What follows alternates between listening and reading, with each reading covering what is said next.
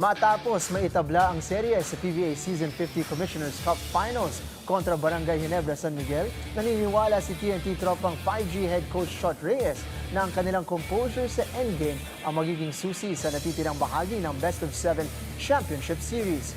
Muling tinutukan ng ang balitang yan ni teammate Jamaica Bayaca. Pantay na muli ang laban sa PBA Season 50 Commissioner's Cup Finals matapos itabla ng TNT tropang 5G ang serye kontra Barangay Ginebra San Miguel 2-2. Nakabawi ang TNT sa pamamagitan ng 106-98 na panalo sa Game 4 nitong Miyerkules sa Smart Araneta Coliseum. Sa paglalapit ng serye sa kritikal nitong yugto, inamin ni TNT head coach Shot Reyes na inaasahan na nilang masusubok ang depth at tibay ng bawat team. Ayon kay Reyes, naging susi sa pagbalik ng TNT ang pagpapakita ng kanyang mga manlalaro ng composure sa kabila ng matinding pressure ng finals. Keep our composure despite the barrage of the two best players of this conference. I mean, we're playing the best import and the best local player. So, we know that they will really score because, I mean, they're not the best for nothing. So I said, let's just keep our composure, stick to our game plan. And luckily, the players responded. It's now down to a best of 3. So, as you know, in the series, the longer it gets, it now becomes a battle of attrition. Binigyang diin din ni Reyes na ang tagumpay ng tropang 5G ay nakasalalay sa ambag ng buong koponan at hindi lamang sa iilang manlalaro.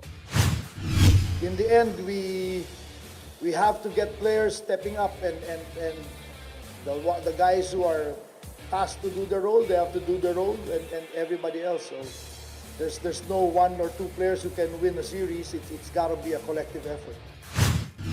Samantala, aminado naman si Barangay Ginebra head coach Tim Cone na kailangan nilang makakuha ng mas malaking produksyon mula sa kanilang mga local player at hindi lamang umasa kay Justin Brownlee sa opensiba sa susunod na laro.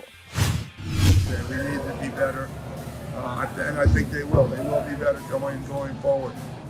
We can't rely on Justin that much. I mean, he's carrying too heavy of a load, and with our offense and the way we play, the ball should be moving better, and we should be getting better shots than we are.